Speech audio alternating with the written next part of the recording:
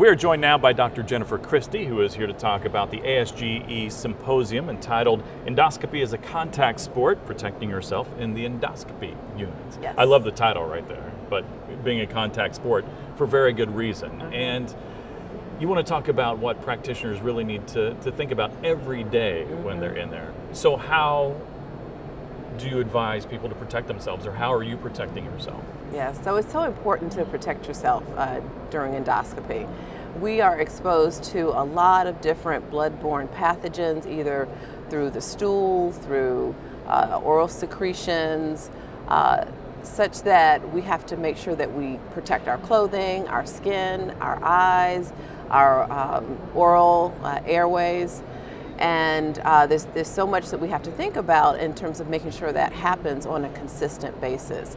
So wearing the gown, wearing a gown that meets standard requirements, Right. wearing gloves, sometimes wearing two gloves, making sure that we cover our eyes, wearing a mask to cover our nose and our mouth, again, on a regular basis is very important. And also making sure that the rest of the staff and the trainees in our room are doing the same thing. And making sure they meet OSHA standards as well, Absolutely, right? absolutely. So doctor, what else would you like to see improved? So what I'd like to see improve in our endoscopy suite is that we have to make sure our design is such that we can work in a comfortable environment, and that environment has to try to meet the needs of several populations of people. So, we're standing, we're holding a scope, we're torquing with our right hand typically, and we're moving dials with our other hand. Oftentimes we have to have the patient turn so that the height of the bed has to be appropriate for us, and to some extent the staff as well. The monitor that we look at to actually visualize the lumen has to be at a level that is comfortable for our neck and for our back. Because it's known that about more than 50% of gastroenterologists report some type of musculoskeletal strain during the process of their endoscopic career. So we want to try to minimize that as much as we possibly can so that we can sustain our practice, do well by our patients, and really be satisfied in what we're doing. And of course, one thing you don't want to have this lead to is burnout. Absolutely. And how do you stay away from that? So about 50% of our practice is actually endoscopy, and it can be both mentally and physically taxing. We are standing, we are talking to our staff, sometimes we are talking with the patient during the procedure if they're not fully sedated. We are training fellows as we're performing a lot of our procedures.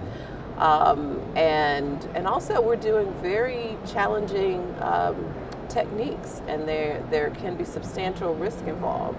And studies have shown that that actually endoscopists that do more advanced procedures do have more stress and burnout than endoscopists that do more general procedures such as colonoscopy and upper endoscopy.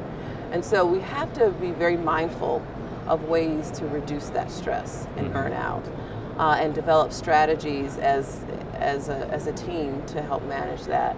It's also been shown that physicians that have less experience, so the new trainees that are coming out, also experience more stress and burnout. So we have to make sure that trainees are mentored, they have support, they have backup, so that again they can sustain a healthy practice and a successful career. And that's something that's constantly being worked on, avoiding the burnout?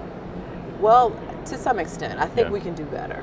I think environments like DDW, there are a lot of, in this symposium, these are things that we have to address. And so, yes, we are working on them, but we need to develop additional strategies to help minimize that. All right. Dr. Jennifer Christie, thank you very much for joining us. Thank you.